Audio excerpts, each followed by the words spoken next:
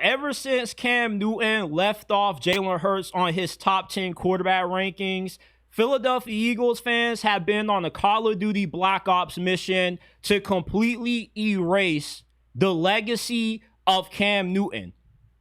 I'm not trying to say that I agree with Cam Newton leaving off Jalen Hurts. Jalen Hurts, to me, is a top 10 quarterback. He is the fifth, sixth best quarterback in the league, in my opinion. But I have an issue with Eagles fans disagreeing with Cam Newton's opinion and trying to diminish how good his career actually was. Unlike Jalen Hurts with the Eagles, Cam Newton didn't go to an organization that made the best personnel decisions. The Panthers did an awful job of building a team that was equipped to compete for Super Bowls consistently throughout the prime of Cam Newton's career. Cam Newton carried a team to the Super Bowl where his best receiver was Ted Ginn. Let me repeat that again.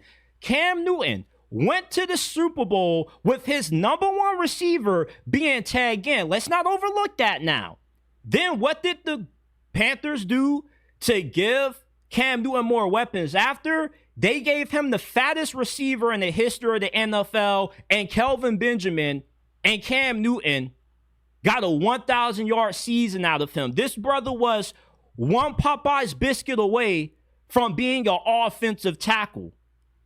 Not only has Cam Newton had success at the highest level in the NFL on an organization that did a poor job of building around him, but look at how poverty the Panthers have been since Cam Newton last was in his prime. Cam Newton was the definition of what it meant to be a franchise quarterback. A franchise quarterback is the soul of your team.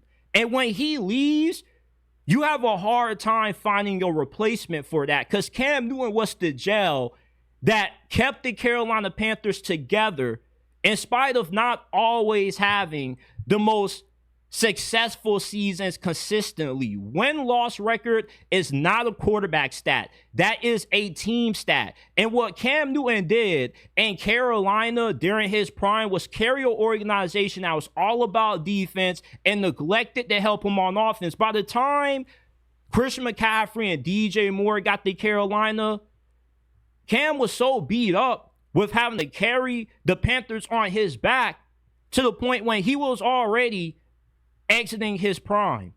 But when Cam Newton was at his best, the dude was a tank at quarterback. Cam Newton has done everything there is to do in the game of football but win a Super Bowl. But not winning a Super Bowl does not define how good Cam Newton was. Dan Marino doesn't have a Super Bowl, and he's one of the greatest quarterbacks in NFL history. Quarterbacks like Brad Johnson, Joe Flacco, average quarterbacks have won Super Bowls. It's not about how good of a quarterback you are. It's about how good of a team that you have around you. You need talent to win. Cam Newton didn't have that, yet he dragged a Carolina Panthers team during his MVP season to a game that they never would have touched if you put Jalen Hurts on that 2015 Panthers squad.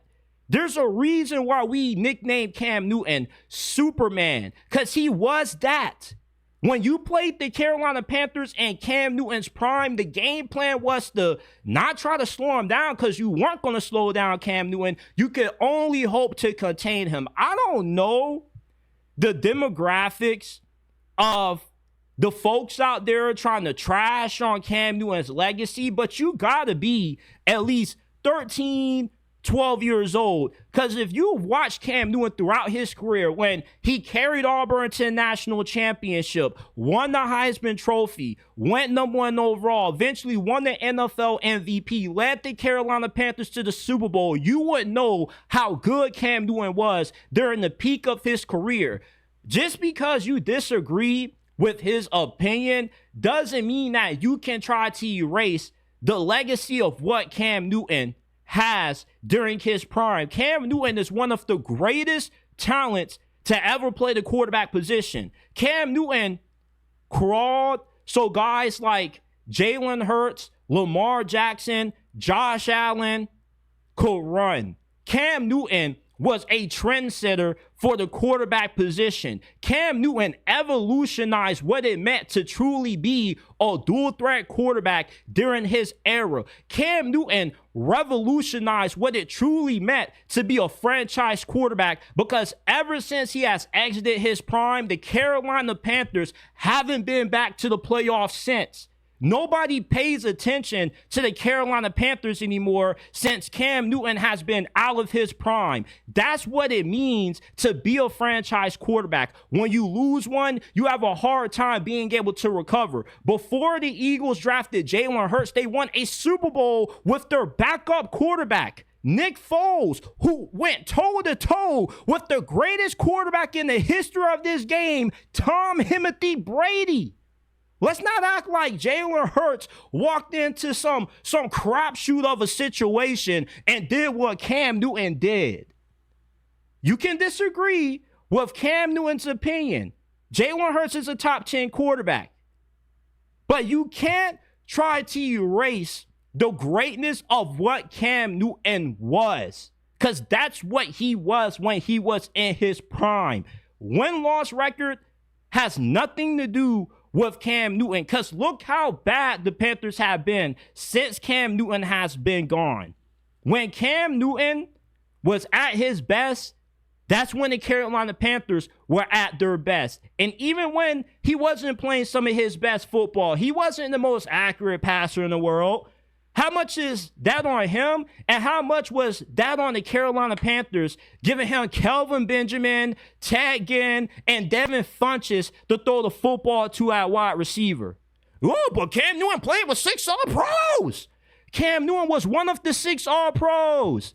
You do know if you take Cam Newton off the 2015 Carolina Panthers, they are a 7-win, 8-win team. They would have not been in that Super Bowl if it wasn't for Cam Newton. Of course, we get on Cam Newton for not diving on the ball. That is the moment that changed the perception of Cam Newton's career. You know what they say, you either die a hero or you live long enough to see yourself become the villain. Cam Newton has lived long enough to become the villain, because ever since he didn't dive on that ball in the Super Bowl against the Denver Broncos, we have never looked at him the same. Cam Newton, before that play, was viewed as a superhero. And after that play occurred, he became a villain. We questioned his heart. We questioned his toughness. We questioned his leadership. But at the same time, this is a guy that got in a crazy car accident and a week later was still able to play.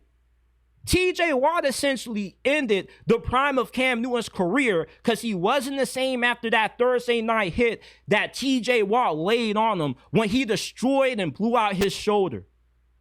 Cam Newton was a freak of nature. You will never see a quarterback as freakishly gifted as what Cam Newton was ever again. 6'5", 245 pounds, running 4'6". Cam Newton was a Ford F-150 at quarterback. He was pretty much Derrick Henry playing QB. You didn't want to tackle Cam Newton in the open field. Who would you rather be scared of more? Jalen Hurts in his prime or Cam Newton in his prime? We all would fear Cam Newton. Because how the hell are you going to stop a 6'5", 245-pound locomotive running full speed at you in the open field? You have no way to stop that. The only thing you can do is pray that he stops himself. He pulls a Daniel Jones, trips over his feet, gets happy feet. Cam Newton was unreal during his prime. I can't believe that Eagles fans are this sensitive to a guy's opinion, that they're just on this Black Ops mission to try to erase and destroy his legacy. Cam Newton is one of the greatest football players ever. He may not be a Hall of Famer, but if they had a Hall of Fame similar to what the NBA does when they look at not just your professional career, but your college career as well, and they put those all together, Cam Newton will be a Hall of Fame football player. He carried Auburn to a national championship, won a Heisman, won an MVP in the NFL, went to a Pro Bowl, was a first-team All-Pro selection. Cam Newton damn near completed the trifecta of a football career outside of not winning a Super Bowl, but Super Bowls does not define the greatness of a player. There are some players that have a Super Bowl and some that don't, but that doesn't mean that you're going to take Brad Johnson over Dan Marino. You're not going to take Joe Flacco over a prime Phillip Rivers, are you?